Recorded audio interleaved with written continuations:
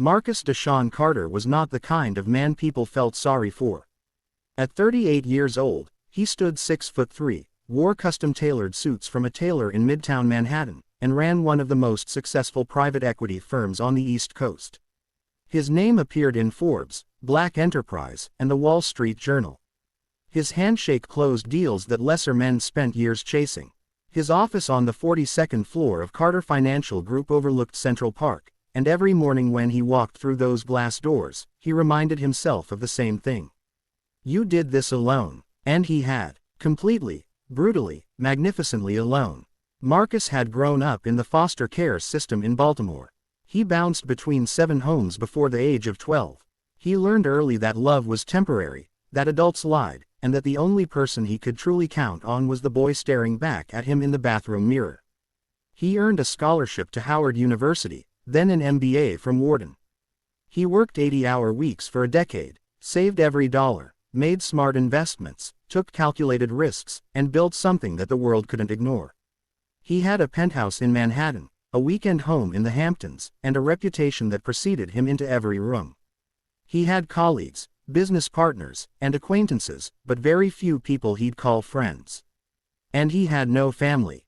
At least, that's what he believed. Part 2. The Woman at the Door. It was a Tuesday. Marcus had just returned from a 3-day trip to Chicago, a merger deal that had finally closed after 6 months of negotiations.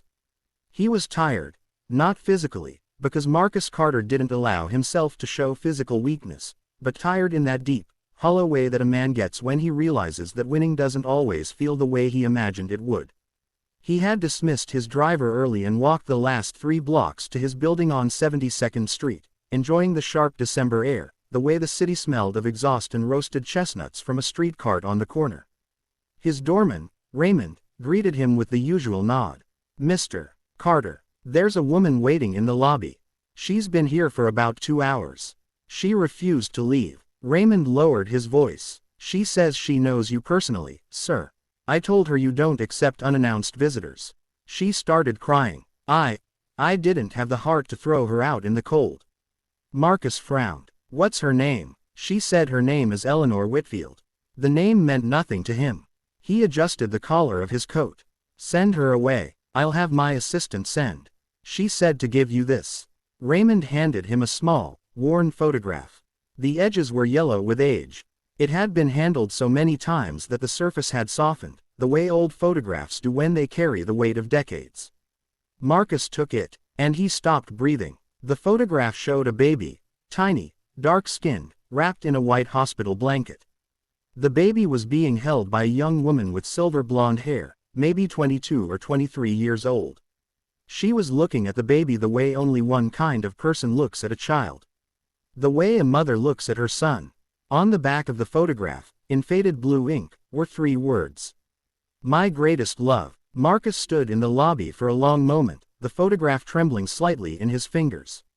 He told himself it was the cold. He looked up at Raymond. "Where is she?" Part 3. The living room. She was sitting on one of the lobby chairs, her hands folded in her lap, her eyes red and swollen. She was older, maybe late 60s, early 70s, dressed neatly in a dark green blazer and gray trousers. Her silver hair was pulled back softly. She carried herself with the posture of a woman who had once been very composed, but had spent the last several hours slowly unraveling. When Marcus walked in, she looked up. And the moment she saw him, her face did something that no business rival, no hostile board member, no aggressive journalist had ever made his face do. It made him feel like a child. Her eyes filled with tears so fast that it seemed almost involuntary, like something deep inside her body recognized him before her mind had fully caught up. She stood, slowly, as though her legs weren't entirely sure they would support her. "Marcus," she whispered. He stood 6 feet away from her. He kept his face neutral. His jaw was tight. "You said your name is Eleanor Whitfield." "Yes." Her voice broke on the word. "I don't know anyone by that name." "I know." She pressed her lips together. "I know you don't. You wouldn't." I made sure of that. For a long time, I told myself I did the right thing." A tear slipped down her cheek. "I was wrong. I was so terribly, terribly wrong." Marcus said nothing. He was good at silence. He used it in negotiations. He used it when people were lying to him, because silence made liars nervous and nervous people told the truth. But this woman wasn't nervous. She was devastated. "Who are you to me?" he asked quietly. She looked at him. This tall, powerful, immaculately dressed man, and she said the words she had been rehearsing for 38 years. "I'm your mother, Marcus. I finally found you, son." Part 4. The story she never told. He didn't throw her out. He didn't want to, which surprised him more than anything else that had happened that afternoon. He took her upstairs. He made coffee because he didn't know what else to do with his hands. He sat across from her in his living room, all clean lines and floor-to-ceiling windows, the park glittering below in the winter dusk, and he listened. Eleanor Whitfield had grown up in Greenwich, Connecticut. Her family was wealthy, conservative, and deeply concerned with appearances. Her father ran a real estate company. Her mother ran the family's social reputation with the precision of a military general. In 1985, Eleanor was 22 years old, studying literature at Yale, when she fell in love with a man named James Carter. He was brilliant, warm, funny, and studying medicine on a full scholarship. They were together for almost 2 years. When she found out she was pregnant, she was terrified, but also, secretly, deeply happy. James was overjoyed. He wanted to get married. He wanted to be a father. Her parents did not agree. "They threatened to cut me off completely," Eleanor said, her voice flat with old shame. "They said if I had this baby, if I married James, they would disown me. I would lose everything. My trust fund, my education, my future." She paused. "I was 22 years old and I was a coward." She gave birth in a private clinic. She held her son for 40 minutes. She memorized his face, his dark eyes, his perfect fingers, the way he curled his fist against her chest. She took one photograph. Then she signed the papers. She told herself it was better for him. That someone else could give him a more stable life. That she was too young, too weak, too trapped. She told herself 1,000 lies and she believed every single one of them. James never knew the baby had been born. She had disappeared from his life 3 months before. She had told him she'd miscarried. For a year after giving him up, Eleanor barely left her bedroom. Her parents congratulated themselves. She graduated from Yale with honors. She married a man her parents approved of. She had 2 daughters. She lived the life that had been designed for her. And for 38 years, not a single day passed that she didn't think about her son. Part 5. The Search.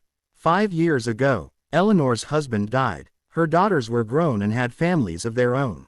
She was alone in a way she had never been before, and in that loneliness, the one thing she had pushed to the deepest, most locked room inside herself came crashing through the door. She hired a private investigator. It took 2 years. The adoption had been private and sealed, and the records were buried beneath layers of legal protection.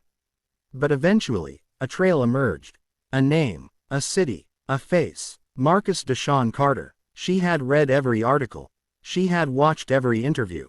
She had seen a photograph of him accepting an award at a gala in New York, and she had sat at her kitchen table in Greenwich and cried for 3 hours because he had her father's cheekbones and James's eyes, and somehow, impossibly, he had built the kind of life that she hadn't even dared to dream for him. "I almost didn't come," she admitted. "I thought, who am I to walk into your life now? You've done everything without me. You don't need me. You've never needed me." Her voice cracked. "But I needed you to know that I never forgot you. Not for one single day. And I needed you to know that giving you up was the worst decision of my life. The one thing I can never forgive myself for." Marcus had not moved from his chair. His coffee was untouched and cold. He was quiet for a long time. Then he said, "Did my father know about me?" Eleanor closed her eyes. "No." "Is he alive?" She opened her eyes. "Yes. He's a cardiologist in Philadelphia. He's married. He has a son." She hesitated. "He has another son. But he never knew about you." Marcus stood up. He walked to the window. Below him, the city moved in its relentless, indifferent way. Yellow taxis, bundled pedestrians, the deep orange glow of streetlights coming on in the dusk. He pressed one hand flat against the cold glass. He had spent his entire life being someone who didn't need anyone. He had turned that identity into his armor, his brand, his survival.